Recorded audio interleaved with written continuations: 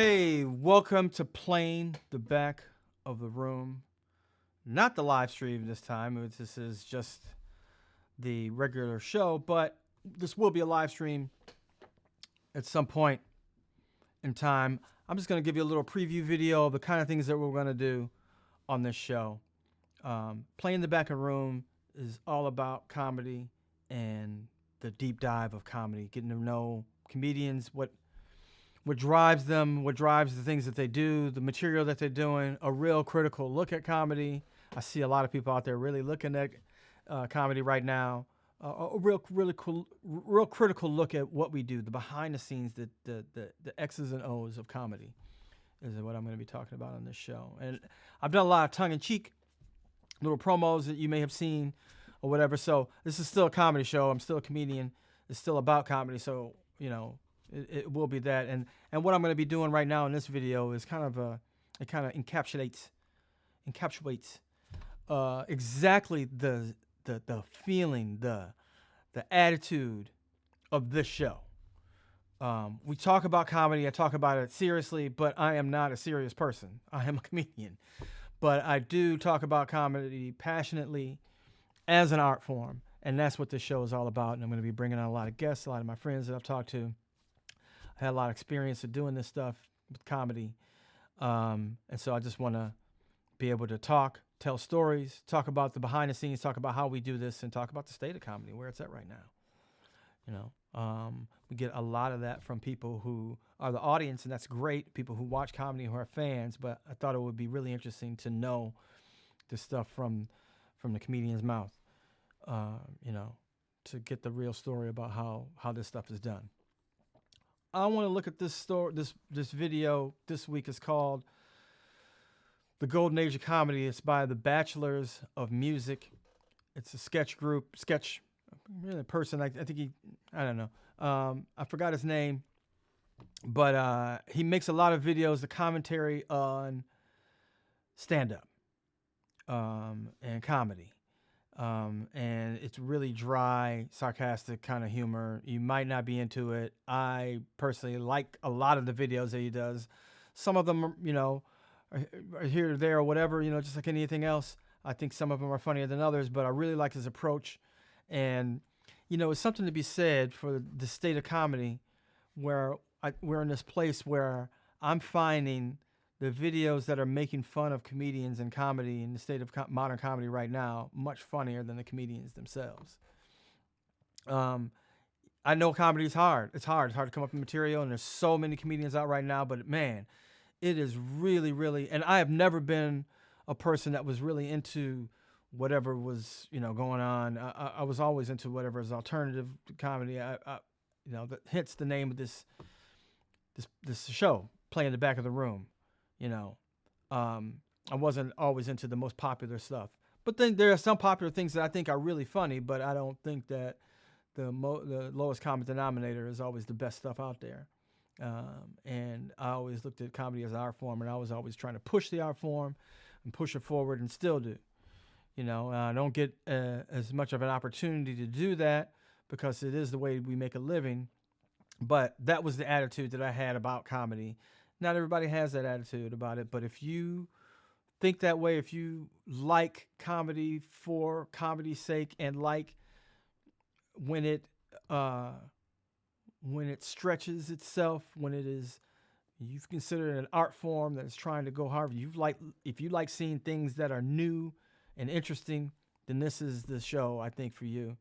And check us out. Or if you're just into comedy, you know, if you're just into the gossip, I think a lot of people are.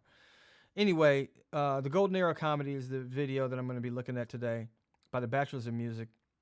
Really funny dude. Does a lot of dry, sarcastic humor about comedians.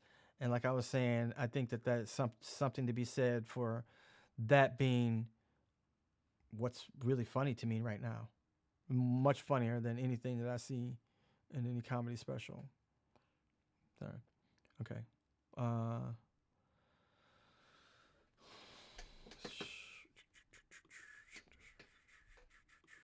Recently about how comedy isn't good anymore and how it used to be better.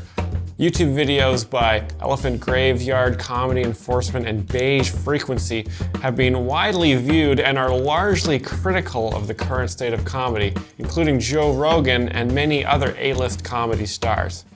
Well, I think this is unfortunate. My name is Miles Anderson, and I'm a professional joke explainer. For years, I've been explaining the jokes of all the best comedians working today, and I think comedy has never been better. I think we are currently living in a golden age of comedy. Let me tell you why.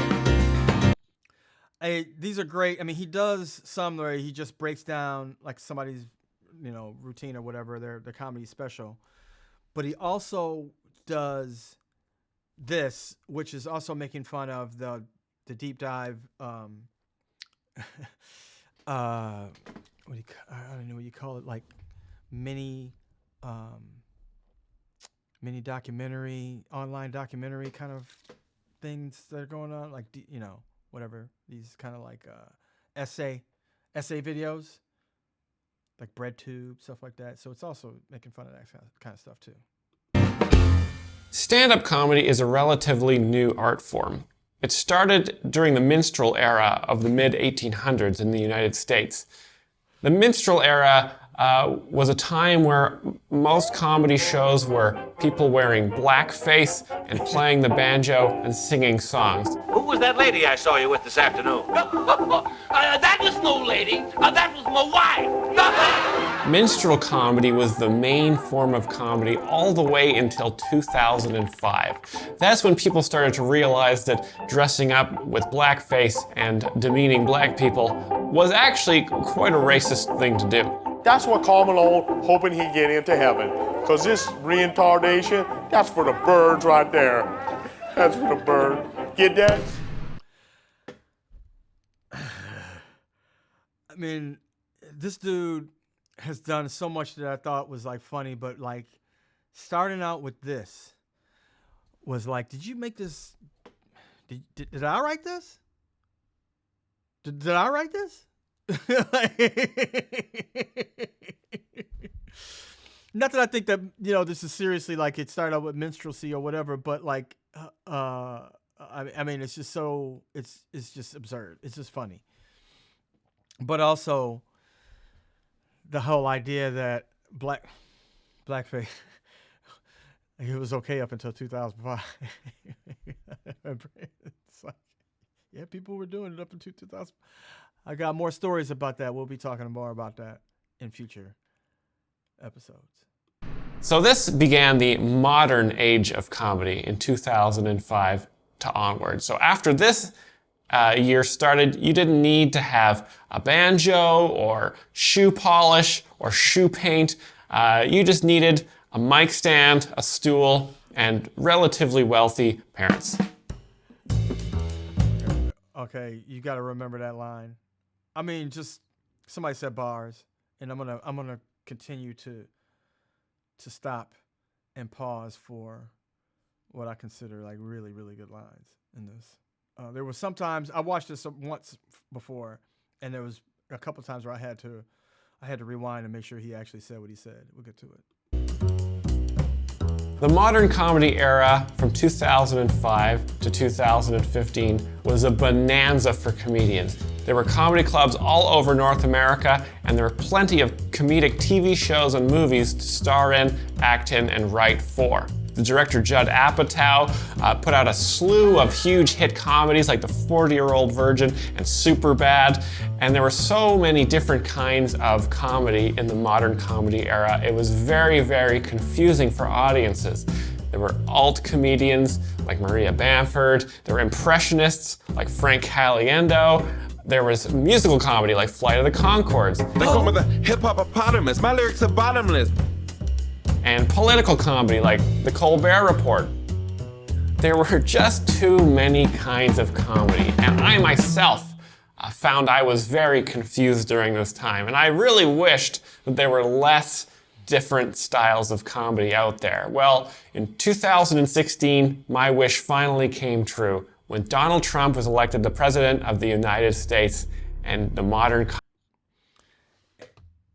I mean, he really gets to something, because at first I'm just like, a lot of these eras or whatever, what he's talking about, they don't make sense.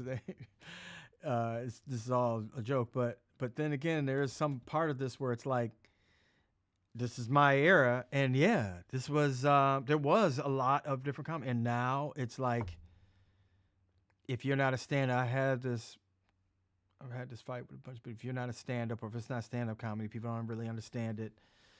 Yeah. Comedy era finally ended. In 2016, Donald Trump was elected President of the United States. This was an unprecedented achievement for a comedian.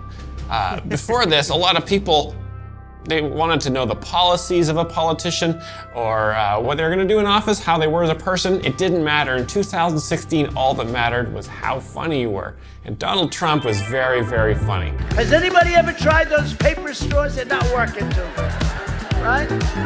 They want to ban straws. I said, well, I've had a couple of meals at McDonald's, etc. over the years, right? Wendy's, a friend of mine owns Wendy's. I'll give it a plug, right? Burger King. Just get a six-pack, toss on a Trump highlight video on YouTube. It's a good night, dude. Like, we witnessed the GOAT. So they want to ban straws. I said, oh, really? What about the carton? What about the plate?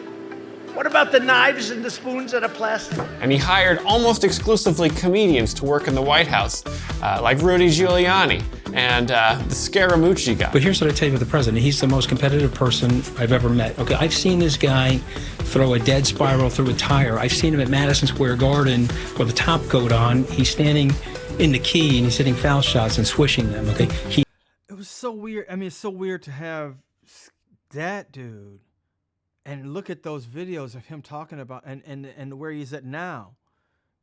For anybody to take anything serious that anybody has to say, then next week it's gonna, they could just completely change their minds about this dude. He sinks 3-foot putts. You still can't hear me? No sound?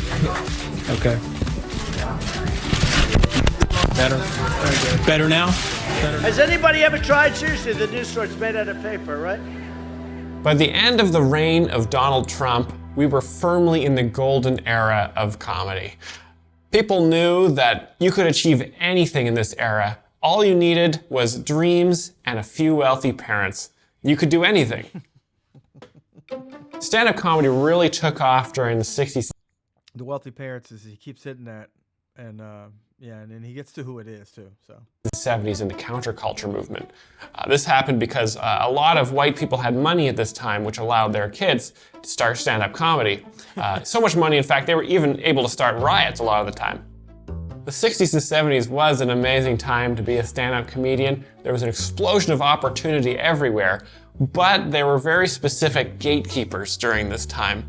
A lot of the comedy clubs in North America were controlled by mafia Americans, and you had to appeal to their interests to get spots on clubs, which means you would make a lot of jokes about your wife. I'll tell you what, my wife is always something, And like the other day she told me she gave me the best years of her life. And what worries me now is, what's coming up? The pay was very good during this era, and if you were able to impress the talk show host Johnny Carson with a 6-minute comedy set, you could change your life. There were a lot of comedians during this era, but like I said, there was limited opportunities for a few people. A lot of comedians in this era had to quit, just get a basic job, and amass millions of dollars in real estate.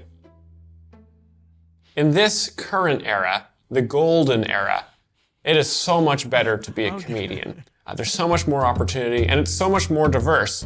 There are people from all different races that have wealthy families that can start comedy now, and it is so much better. Also, in this era, there's no need to appeal to mafia Americans because they don't control the clubs anymore. They've moved on to Wall Street. And there's no need to perfect your act in front of a live audience. These can be really stressful, high-pressure situations. With your phone, you can appeal directly to fans without even the need for jokes. Jokes can be very hard to write and perfect. But luckily, you don't need them anymore. You just need opinions. And opinions can just flow out of you so fast. What? Bars! Bars. I'm doing it right now. Bars. This whole video is just a bunch of opinions, and I didn't write them down or say them in front of anyone. I'm just sort of saying them into the internet and hoping you guys agree. The income distribution of comedy is a lot more fair now as well. In the old days, you know, in the counterculture movement, like I said, sort of the pre-modern era, there were hundreds of jobs for comedians, but they were making like, you know, just a pretty good living.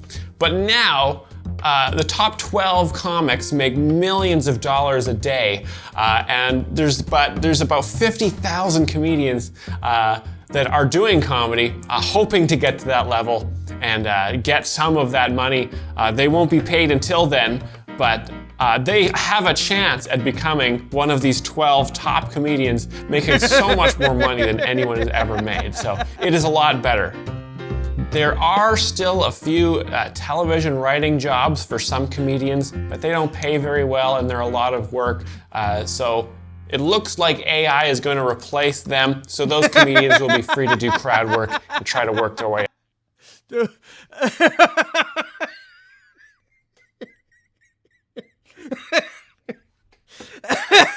up to that top sort of dozen or so.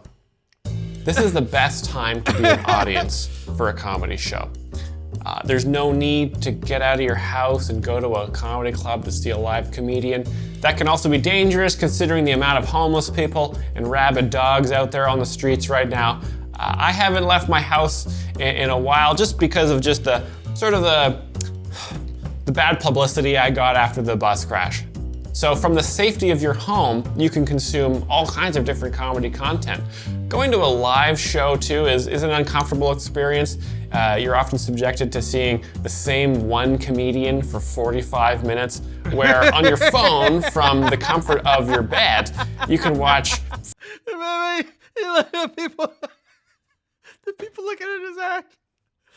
Dude, 45 comedians 1 minute at a time.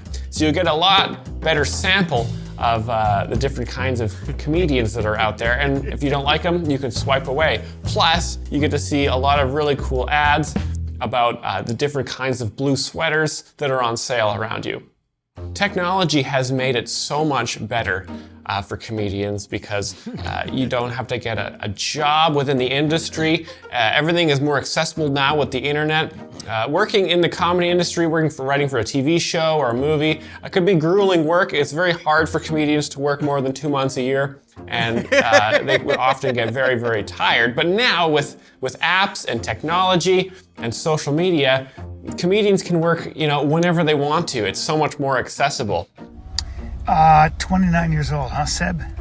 29. You know what that means? You got a year to grow up. You know, should I feel like I'm on my high horse because I just couldn't do it? I just could not do Cameo. And it's not like, you know, I'm too good to do it or whatever, and, you know, or that anybody would know me, you know, anybody would even ask for my Cameo. But damn, I just feel like, can we have some kind of buffer? Do they have to be?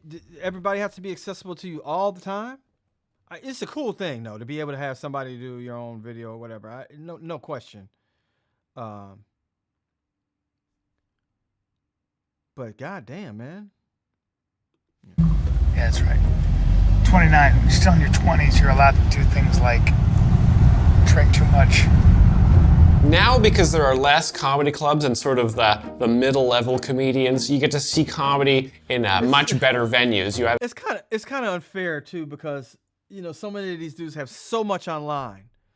There's so much that you can just like clip stuff together and make fun of them. Like, you know, they can clip stuff together of these dudes, these comedians, and they could actually be good and be funny, and you can make them look stupid. But it just seems unfair. There's some of the stuff that you can, like, they can make fun of your like life. Either have, like I said, the phone on the bed or the stadiums. Stadiums are such a great place to see comedy, and there's so many big stadium shows now because the acoustics in a stadium are so good. There's like an echo, and so you actually get to hear every joke twice, sometimes even 3 times, depending on how successful the comedian is. All right. There's a thing that white dudes do whenever they're dating a girl for the first time. They always ask them, they go, have you ever, say, I didn't even finish the question. It's also great to be an audience member in this time because we live in the podcast era. So the chance... It's the echo. Okay, yeah, I couldn't hear it. Right, okay. Chances are, if you're going to see a comedian, it's because they have a successful podcast. It's so cool to see one of your favorite podcasters live at the stadium because it's like you get to see an old friend. You've listened to them for 2,000-3,000 hours of conversation, and it's like you hang out with them every day. And then they go on stage and they tell those same stories, so you know exactly when to laugh. Never been a better time. Unlike the confusing comedy era of 2005 to 2015 with its many different kinds of styles, the modern golden era of comedy we live in right now has 3 distinct comedy styles. The cancel culture comedian is a comic from a wealthy family that feels suppressed by the mainstream media. They will often complain about how they can't book shows in front of like a large sold-out show. A lot of a cancel comics act will call for a return to the minstrel era of comedy or an even earlier time before vaccinations. Cancel comedians will often roast young people or people that have different opinions to them. A lot of these comedians started during the modern era of comedy, but found their audience in the golden era. The wealthy person of comedy is a comedian from a wealthy family that doesn't think Trump is very funny. The woke person of comedy's act is mostly about trying to cancel the cancel comedians, which ironically makes the cancel comedians even more powerful. The woke person of comedy comedian is often praised by what is left of the mainstream media, and they can often sell out stadiums as well. All comedians of this golden era are, in some ways, algorithm comedians. Tech companies created by business comedians like Mark Zuckerberg and Elon. Yeah, I had to go back and he said business comedians. Comedians as well. All comedians of this golden era are, in some ways, algorithm comedians. Tech companies created by business comedians like Mark Zuckerberg and Elon Musk created powerful algorithms. Business comedians. That shouldn't be that funny. Okay. To recommend comedy to people, which relieved them of the burden of choice. Before algorithms, audiences had to choose comedians by reflecting on them and observing them, and it was a long, exhausting process. It is so much easier now because the algorithm will analyze your online shopping habits to recommend comedians to you. They will also recommend you personalized ads, like products that might finally fix your genitals once and for all. Unlike cancel comedians or people of comedy, algorithm comedians will tailor their act in real time according to the algorithm. There's been a lot of crowd work recently because that is trending on the algorithm. There are a lot of comedians that were pretending to be hurricanes during the big hurricane season that just happened. And there was also, obviously, the huge run of Coney 2012 comedians a few years ago. By the end of the modern comedy era, podcasts were becoming very, very popular. People like to listen to the radio while they were commuting to work with shows like Howard Stern and other shock jocks.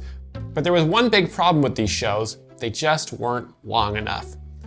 By the end of the modern comedy era, Americans were commuting further and further for lower and lower paying jobs, and they needed something hilarious to fill even more of that sad time. Along came Joe Rogan with his hit podcast that could be up to 10 hours long. Joe Rogan was able to record such long episodes because He was getting money from the TV shows he was on, and also checks from the government because he's medically small. People were also tired of the sex jokes of the shock jock radio, and they were looking for things with more substance, like who was at the Comedy Store last night and who would win in a fight. Before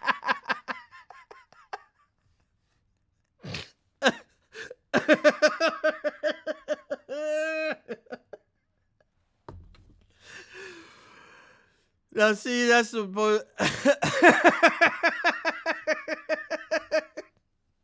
Before the Joe Rogan Experience, so many comedians would aspire to perform on a late-night talk show where they might only get 5 minutes to prove that they were funny. But on Joe Rogan, they had up to 10 hours to prove how likable they were, funny they were, or if they were into moose hunting and knives. Audiences loved this too. Finally able to get to know a comedian intimately, and then they knew, once they knew them, that they were friends and they could laugh at their jokes. I've had the pleasure of explaining the jokes of a lot of comedians that have appeared on the Joe Rogan Experience and become really well known as a result. There's the funny everyman who's the son of a wealthy banker to his funny squealing side.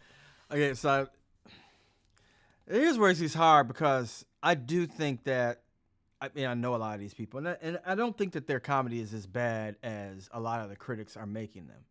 But I get it. And part of what the critics are doing to be funny is to whatever. But then he's got points. Sidekick. And of course, the master of body shots and the genius of body comedy. Stand-up comedy used to be such a simple form of entertainment. A comedian would perform live in front of an audience, and then they would be handed a plate of chicken strips or maybe a wad of cash from a mafia American. After the show, the audience would often forget the name of the comedian within 30 seconds of leaving, and everyone would just move on with their life. In the previous age, comedy stars like Chris Rock, Norm Macdonald, and Sarah Silverman would release a stand-up special only every couple of years or so, and we wouldn't get to see all that great content they were hiding from us. Sadly, that's it. I mean, you seeing this stuff, and it used to be, people were complaining about that. They were saying like, oh, these comedy specials that people are coming up, and it took 5 years. And then you had people like Louis going like, well, I can do it over in a year, right? He's not doing that now. Trying to come up with a new act every year. And it's, they all tell you how painful it is, what they have to do, where they have to go. They have to go on the road. Like, it's just, is it worth it? Nobody's asking for this much comedy. That's why these specials are like a robbery. You people are watching fucking robbery on some of these specials. That Cat Williams special was, you watched him rob Netflix. I don't know if that's funny, but they've all passed on now. But there's a new crop of comedy stars that are so much funnier and are guaranteed to release a stand-up special at least every season. Our modern comedy stars are so much better and more accessible. They've got Instagram feeds and podcasts, so you always know what hilarious stuff they're up to. Also, we get to see an insight into their lives and see how they live. In the old days, comedians liked to complain a lot about business owners, investment bankers, and politicians and stuff like that. It was really annoying and really pretty negative. But now, a lot of the comedy stars have established that that's a victim mindset, and it's better to display how well you're doing so your audience can pretend that they're also successful on their way to work. I don't care who the politician was, how much I agreed with him. On my comedy show, nobody would get well, whatever. That's a comedy show. I guess it's not a podcast. As the economic conditions of America have become more and more hilarious over the last few years, more and more people are turning to podcasts and Instagram to see their successful parasocial friends display all their money. It makes people feel good about themselves, because they can sort of also pretend that they are also wealthy and doing well and just have a big laugh along with all the rest of the guys. This is the best time for comedy, and it's also the best time economically. We have the best technology, the fastest phones, and the richest people that have ever been. See, that's what I mean by some of this is like he's gotten to the point now where I'm just like, not really funny. And the same thing that we're complaining about, right? We're saying like a clapter and like people agreeing with it, and agreeing with a sense, but this one is this one is got enough laughs in it for me.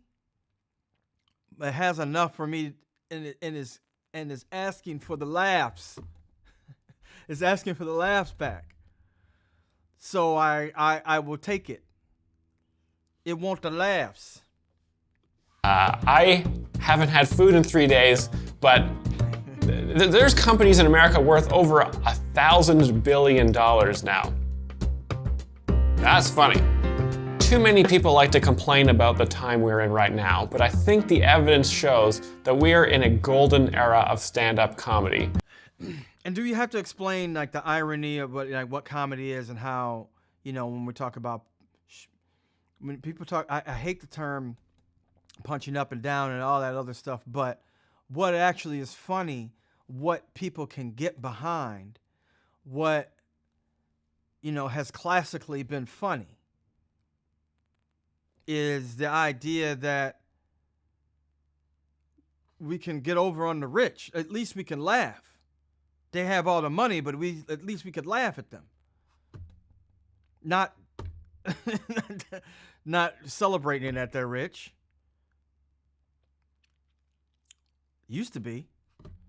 I don't think it's bad to be rich, but god damn, you got everything else. You don't just get our laughs just because you're rich.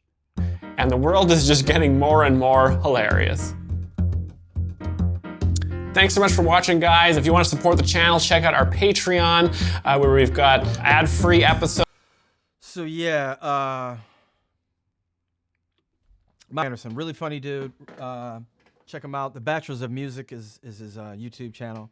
I have nothing to do with him. I just found it, came across this morning. I just subscribed. It's the kind of thing that I'm going to be doing a lot more on this channel. I want you to be able to find people who are really funny, who are doing stuff that is really good, I have nothing to do with, I think that's part of the important. I don't mind being a curator and showing you what real comedy is. You watch that. Because a lot of comedy, what I figured out is me telling you what's funny and you laughing. I'm out of here, folks. Have a good night.